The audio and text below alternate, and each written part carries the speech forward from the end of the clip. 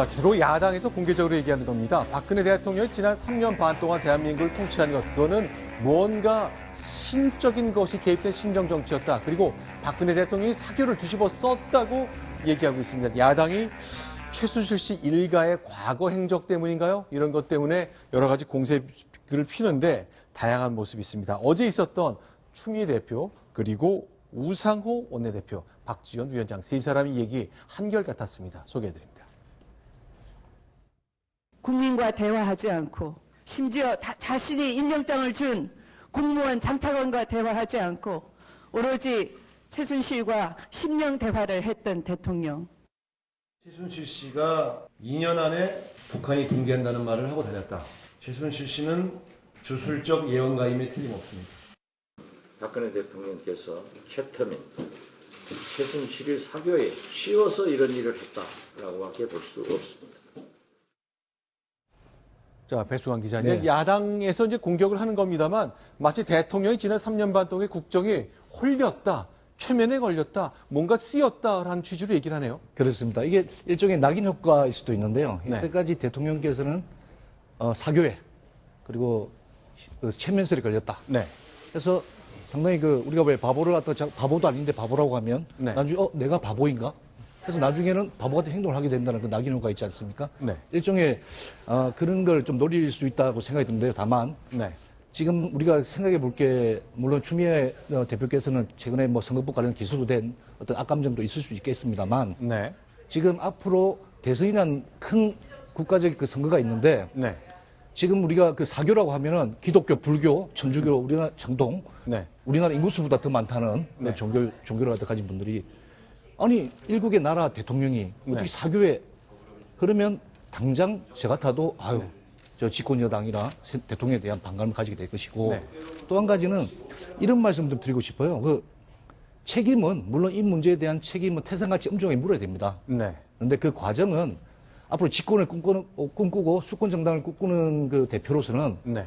조금 냉정하게 들여다볼 필요가 있다. 왜냐하면 지금 모든 국민들이 지금 막 흥분돼 있고 자고 일어나면 새로운 뉴스 때문에 당황스럽고 그렇죠. 아까 여배 변호사님 말씀대로 허탈함을 느끼고 있는데 네. 이런 상황에서 야당 대표마저도 팔선년이 개를 풀어서 잡아야 된다느니 네.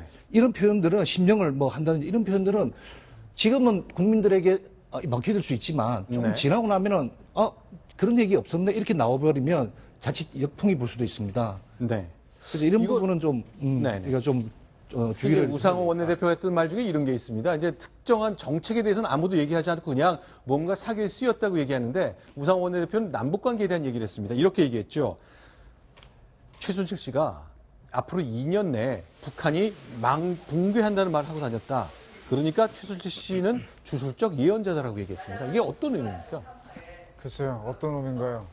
제가 한국의 무속 정치를 처음 시작한 기자일 수 있는데 네. 14년도에 김일성 사망을 무속인들을 동원해서 한번 맞춰봤더니만 그 이후로 어떤 무속 정치가 이루어지는 것 같아요. 네. 그래서 그 이후로도 이렇게 가끔 이렇게 무속인들 만나거나 역수인들 만나보면은 이런저런 얘기하다 보면 누구 다녀갔다. 네. 근데 그 사람 어떻게 아느냐 그랬더니 다른 사람이 왔는데 뭐 이렇게 설명하다 보면 누군 짐작이 가는 그런 현상들이 많은데 자 그렇습니다. 이 말씀을 드리고 싶은데 네.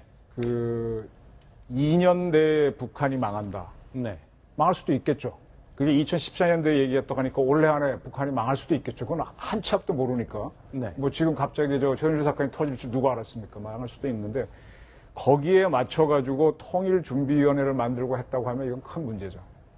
근데 야당에서 얘기하는 거는 대통령이 우리 국가정보원의 대북 판단과 한미 간의 정보 교류를 통한 북한의 군사 상황 이런 거를 판단해서 북한의 붕괴나 그 조짐 위험성을 경고한 것이 아니라 최순실 씨의 점괘에 따라 그런 믿음을 갖게 됐다. 그러니 개성공단 폐쇄하고 다양한 대북 압박책 쳐는 것이 과학적이고 정책적 접근이 아니라 주술적 접근이다. 그게 바로 문제가 되는 거죠. 그렇게 얘기를 하고 싶은 거죠. 그렇죠. 그렇게 얘기하고 싶은 거죠. 이거는 사실 문제인 게 왜 궁예가 후 고구려가 망할 때 그 사람이 어떤 영적인 거에 심취해서 사람 독심술, 관심법을 했다 그러지 않습니까? 그 네. 말로가 뭐였습니까? 따라서 이 저렇게 위시풀생, 그러니까 어떤 소망적 사고에 의해서 어떤 뭐 천기를 보는지 뭘 보는지 해서 예상을 할 수 있지만 모든 건 과학적인 준비가 들어가야 됩니다. 그 부분이 없었다는 게 문제죠.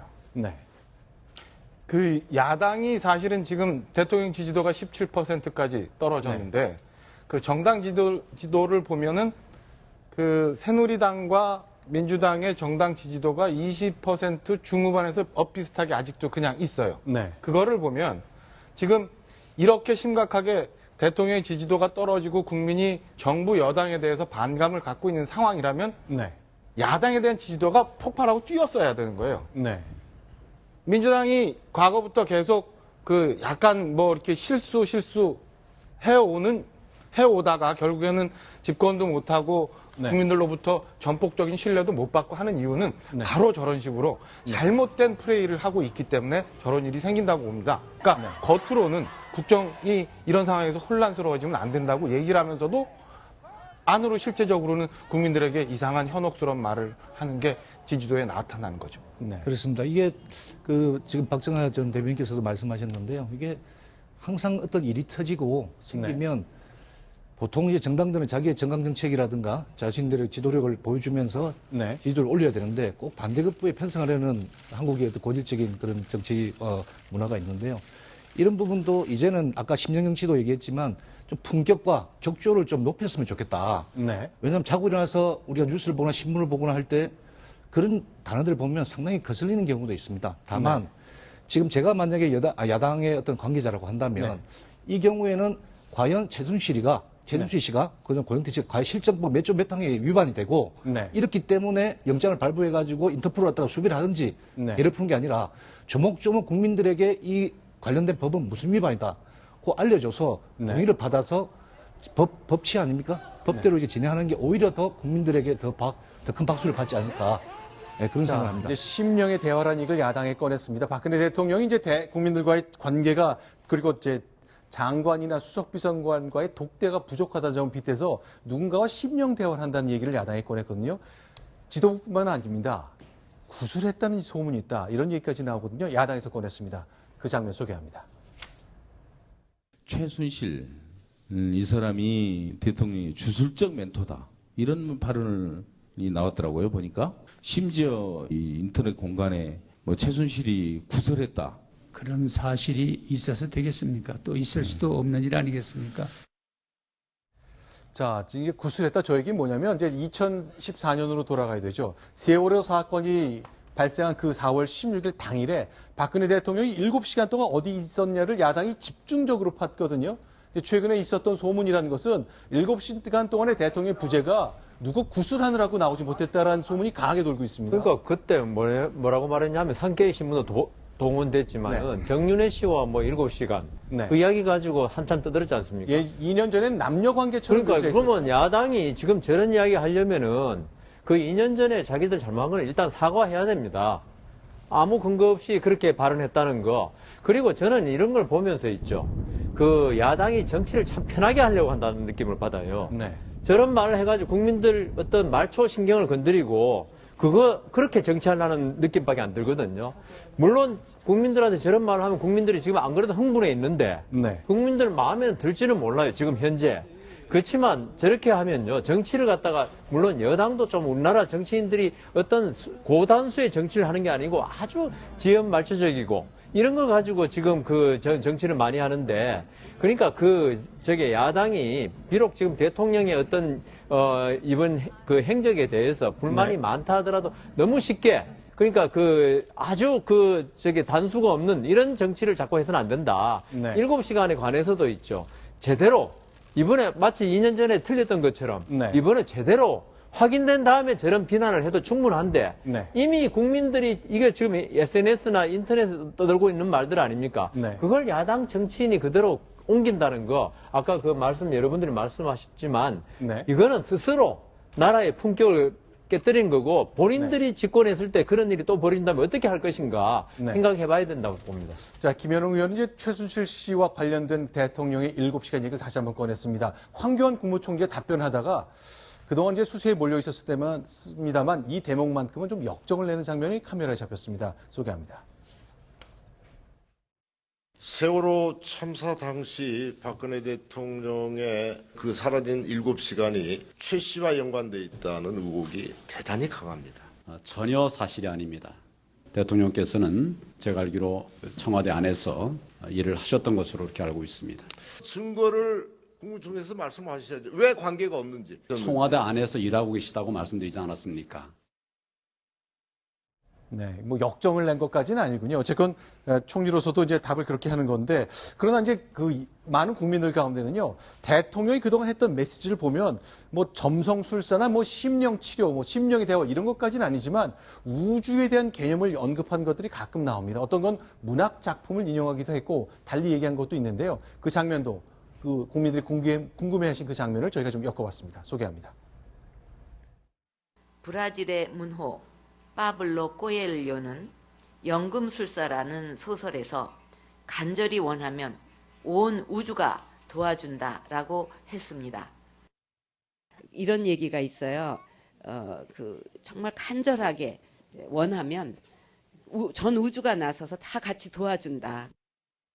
바르게 역사를 배우지 못하면 혼이 비정상이 될 수밖에 없습니다.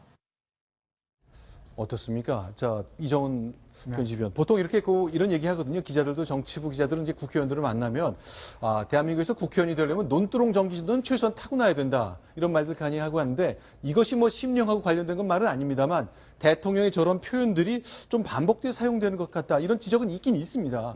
있을 수 있죠. 근데 저런 거는 뭐 문학작품에도 많이 나오는 거고요. 그 뭐 데미안을 봐도 나오는 거고 많이 나오는 건데, 저는 하여간 이렇게 생각합니다. 대통령께서 아까 뭐 2년 후에 북한이 무너질 거다, 뭐 어쩌다 이런 거 다 좋아요. 예를 들어 저 남재준 국정원장도 2015년이라는 목표를 정해놓고 뭐 북한 붕괴를 했지 않습니까?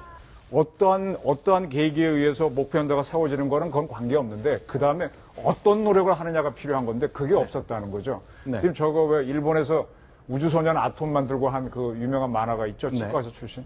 그분도 보게 되면 저런 얘기를 만화의 메시지를 많이 전달하거든요. 네. 그래서 저런 거는 뭐 있을 수 있는 이야기인데 그런 간절함을 내리는 방법을 냈었어야죠. 그게 없었다는 게 맹점인 겁니다. 근데 실제로 이런 건 있습니다. 2007년도 얘기입니다. 이제 이명박, 박근혜 두 후보가 한나라당 대선 후보를 놓고 경쟁을 치르던 때인데 버시바우 주한 미국 대사가 미국 워싱턴 국무부의 한 보고에 보면요.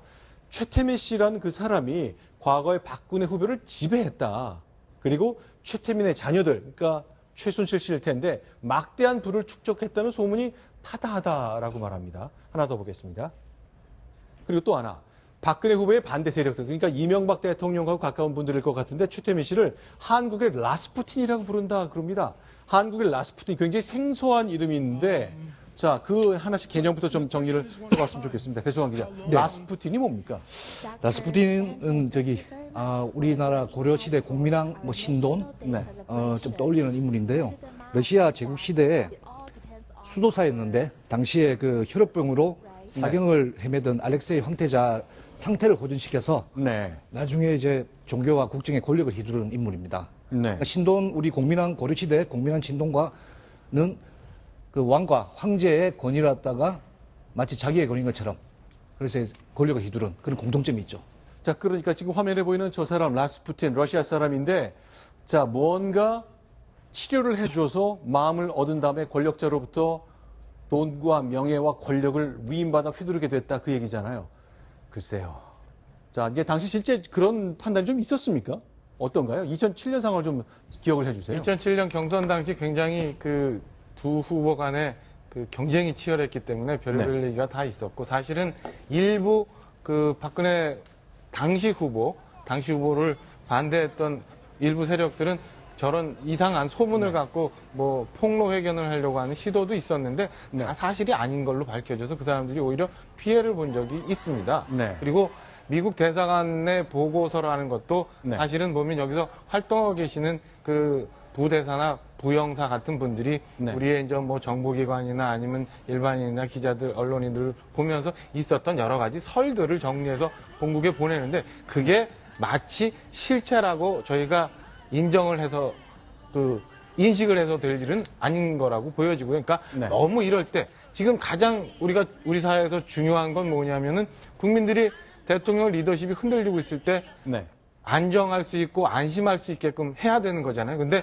도를 넘는 의혹을 제기하고 이에 대해서 이걸 자꾸 부풀려서 나라가 흔들리고 국민들이 더 걱정하게 하는 일이 있어서는 안 된다고 생각을 합니다. 지금 우리 박 대변인 말씀에 저는 전적으로 동의하는 게 있죠. 네. 저는 지금 그 우주의 기운이 도와준다. 네. 이런 거 왜 그때는 아무도 왜 비판 안 했죠? 지금 최순실 씨 나타나니까 지금 비판하는데 네. 저는 어떻게 생각하면 이게 우리 항상 쓰는 말 있잖아요. 진인사 대천명. 네. 인간이 모든 노력을 기울인다면 하늘의 뜻을 기다린다. 네. 이거 우리나라 고래의 그 전해 내려온 그 고사성어 아닙니까? 네. 여기하고 이걸 갖다가 좋게 보면 그렇게밖에 안 보여요. 이걸 자꾸 나쁘게 보기 시작하니까 무슨 네. 신령이 작동하고 무슨 귀신이 작동하고 이렇게 하는데요. 이걸 가지고 지금 제가 물론 박근혜 대통령이 뭐 진짜 그 누구의 영향을 받아서 저렇게 말씀하실 수도 있지만은 네. 지금 저 말 한마디 가지고 저 말에 의해서 박근혜 대통령의 어떤 무속인은 흔들린다. 네. 그렇게 단정하는 거는 정말 옳지 않다고. 그럼 뭐 진인사 대천명이란 말 앞으로 쓰면 안 되죠. 자, 진인사 대천명. 이제 내가 할 일 다 하고 하늘의 뜻을 기다린다. 그 말인데, 어쨌건 이런 표현 하나에 집착할 게 아니라는 걸 패널들께서 얘기를 좀 해주셨습니다. 자, 정치의 품격을 얘기하는 분이 계셨고요. 또 이럴 때일수록 누가 어떻게 상황을 정리하고 국민들한테 얘기하는지 어쩌면 진짜 지도자를 가리는 아주 좋은 감별법이 될 수 있을 것 같습니다. 사실은 이제 방송 보시는 정치인들은 좀 생각을 달리 하시는 게 유리하지 않을까. 2년, 3년 뒤에 발목 잡을 말은 좀 어떨까 싶습니다.